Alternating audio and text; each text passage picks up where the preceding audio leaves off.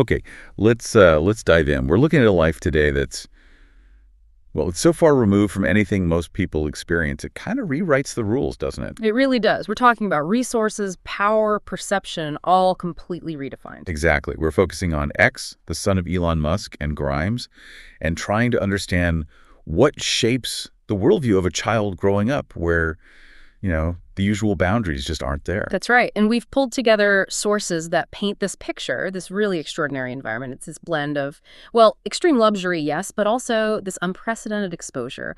Global tech, power players, cutting-edge art. And our goal here isn't just to sort of gawk at the wealth. We want to pull out the key insights for you. How does this mix, unlimited resources plus this revolutionary access, how does that actually affect development, especially for someone who seems, well, positioned for global influence down the line? Yeah, and we need to nail down the scale right away because it really does warp everything else. The source material stresses that his father's fortune is so vast. I mean, concepts like saving money, they're just meaningless. Totally meaningless. There's this one analogy in the sources that really stuck with me. Okay. If X or his dad decided to spend $1 million, right, every single day. Wow. Okay. $1 million a day. It would take over 1,100 years to burn through the main fortune. 1,100 years. Yeah. That number alone just tells you scarcity, financial risk. It's not just abstract for him. It's like it's outside his operating system. Yeah. Financial security isn't a goal. It's just a constant background hum. Precisely. It's the baseline reality. So when you look at how this life operates, travel is maybe the perfect example of the difference. Right. Most of us, it's airports, security lines, cramped seats. Exactly. Waiting, queues. His experience, completely insulated. His father has a private fleet. We're talking Gulfstream jets worth tens of millions each. So travel isn't this public hassle. It's always private, always custom, completely routine. And the sources mention his dad spent, over 48 days just flying in 1 year? Yeah, something like that. So X isn't racking up frequent flyer miles like us. He's spending huge amounts of time, 40,000 feet up, in a cabin that's probably bigger than my apartment. Easily. The world just becomes this series of destinations connected by private planes. And that functional luxury, it carries over to the homes. These aren't just big houses. They're described as these smart, almost futuristic hubs. Like the Austin compound or those former mansions. Spas, cinemas, tennis courts, sure. All the usual high-end stuff. But the defining feature, according to the sources, isn't just the size, it's the tech running them. Right, the AI systems, managing security, lights, temperature, everything. Yeah. So for X, advanced technology isn't something you buy or read about. It's just there. It's the ambient system that manages his physical comfort. It's completely normalized. That does raise a question, though, doesn't it? Yeah. If tech handles everything, removes any need to, fiddle with things or make do, does that change how you approach problems, like your own resourcefulness? That's a really interesting point. What does that do to the problem-solving muscle? And the sources suggest this environment even changes what a possession means. Look at his toys. Okay. They're not your standard kids' stuff. They're often high-value items, almost like functional art pieces or artifacts. The prime example is that James Bond car, the Lotus Esprit from '77. Oh, yeah, the one that turns into a submarine in the movie. Yeah. Bought for almost $1 million. Exactly. And the key detail isn't just owning it, it's the plan. The plan is apparently to convert it into a real working submarine. Wow. So it's not just collecting. It's about demonstrating you can make the fantasy tech real. Precisely. Luxury becomes a showcase for technical capability. And other things, like a $200,000 watch or a diamond Tesla ring, they're mentioned almost like casual gifts. Not treasured heirlooms, just more stuff reinforcing this baseline of extreme tech and wealth. So the takeaway from this first part seems to be that the sheer scale of the money changes the game. Risk, reward, even the nature of stuff.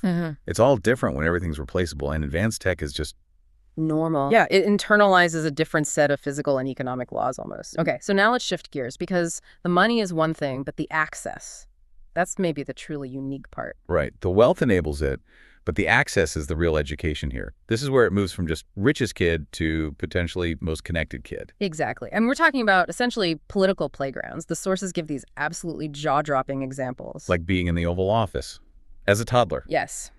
In 2025, apparently playing right there by the Resolute desk and interrupting a press conference happening nearby. I mean, for anyone else, that room is history. It's almost sacred ground.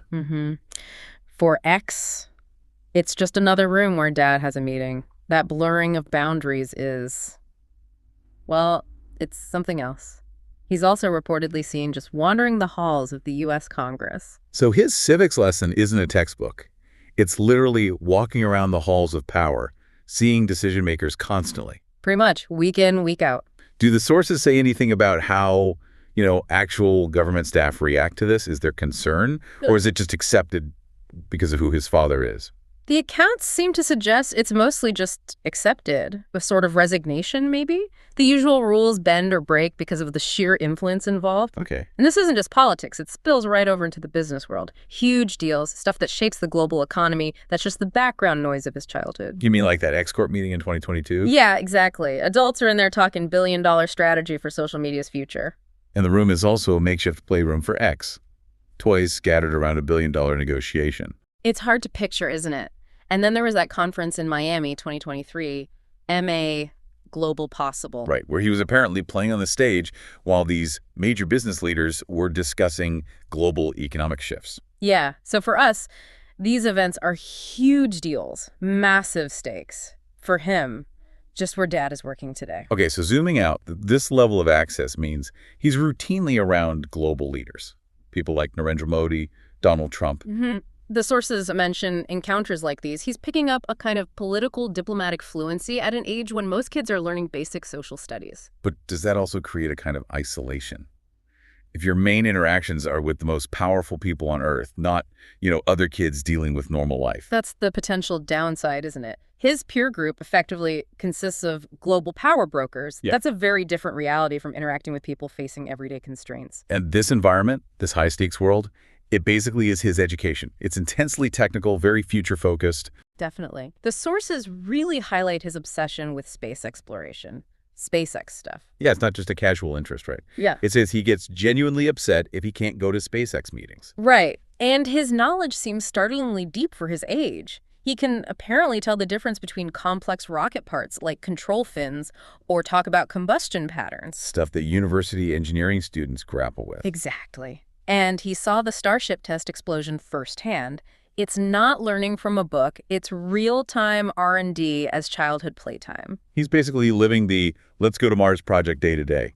If you're surrounded by people actually doing that, trying to make us multiplanetary, well, the line between possible and impossible must get really blurry. Very blurry. And that exposure goes way beyond rockets. It ties directly into his dad's other big ventures, Tesla, Neuralink, XAI. So AI, brain-computer interfaces, sustainable energy, these aren't abstract future concepts for him. They're just what Dad works on.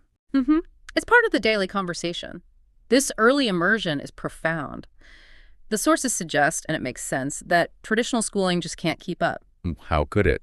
If you're discussing space engineering or advanced AI concepts that challenge PhDs over dinner, then school probably feels less like discovery and more like review of much simpler ideas. Yeah, it flips the whole educational model on its head. And what's fascinating is the other layer here, the influence from his mother, Grimes. Ah, right, the artistic side. Exactly. She brings this avant-garde cultural dimension, exposure to experimental music, what the sources call radical art. So you get this unique mix, hardcore science and tech ambition blended with this really bold, boundary-pushing artistic sensibility. It's a potent combination. Yeah. But it also hints at some tension, maybe. How so? Well, even Grimes, who embraces the radical art side, has apparently voiced concerns, worries about too much media exposure, wanting something closer to a normal childhood for him, trying to find some balance. Trying to anchor him somehow amidst this absolutely extraordinary upbringing. That makes sense. And that parental tension, that search for balance, brings us right to the core challenge here, doesn't it? What the sources frame as this paradox of perspective. Yeah. X is being raised in a reality where the usual constraints, that they just don't seem to apply. Right. Which leads to the big question, can a child who has never, ever had to worry about money or deal with bureaucratic hurdles or wait for access, can that child develop genuine empathy for common human struggles? Like stressing about paying back a loan, or the fear of losing your home, or just the daily grind of poverty. These things are completely alien concepts in his world, presumably. It seems likely. That isolation could create a fundamental disconnect from the vast majority of human experience. But there's another side to it. Okay. This environment also seems to breed this incredibly unique form of confidence. He's surrounded constantly by brilliant people actively working on, solving climate change with new tech, merging humans and AI, planning colonies on other planets. Right. Problems that seem insurmountable to most people. Exactly. And this is where we land on that core insight from the sources. In his world, the impossible isn't a final verdict. It's just seen as, well, a temporary engineering problem. An engineering problem. So huge global challenges like poverty or environmental destruction. Yeah. He's growing up seeing those not as complex social or political issues, needing compromise and cultural shifts. That is things that are basically solvable, like an equation. You just need enough resources, enough innovation, the right technical fix. That mindset, that's really the defining product of this upbringing, isn't it? I think so. He's being taught, implicitly and explicitly, that constraints are just temporary resource limitations, not fundamental limits on what humans can achieve. This creates a kind of confidence, a way of approaching huge problems that's just different. Yeah, if you're consistently shown that any problem, no matter how massive, is just an engineering challenge waiting for the right solution, fueled by enough money and brain power, your tolerance for failure must be different. Yeah. And your definition of success is probably way, way bigger than average. It changes the whole framework for what seems achievable. #tag outro. So let's try to pull this together. What we've seen through these sources is this duality in X's life. It's this intense blend of tech saturation, luxury is just normal background noise, and political access that fundamentally shapes his education. And this combination seems to be radically redefining what he believes is possible technologically, politically, maybe even fundamentally. And the sources kind of leave us with this really provocative final thought, don't they? Yeah. This unique perspective, seeing the impossible as just a temporary glitch solvable with engineering, could that be a huge advantage for humanity? Could that kind of radical confidence be exactly what's needed to tackle the really big global crises? Or could it lead to a massive disconnect? If that engineering-focused confidence ignores the messy human cultural factors that are essential for real widespread change. Right. We're essentially watching the development of a potential future leader who just sees the world's limits completely differently than almost anyone else. It really makes you wonder, doesn't it? What are the long-term implications for society when a generation, or even just one incredibly influential person, grows up believing any problem is just tech and resources away from being solved? What stands out most to you about this? It's definitely something to think about how that engineering problem mindset might play out when faced with issues that really need empathy, compromise, and understanding of the human element. Something to mull over long after this deep dive.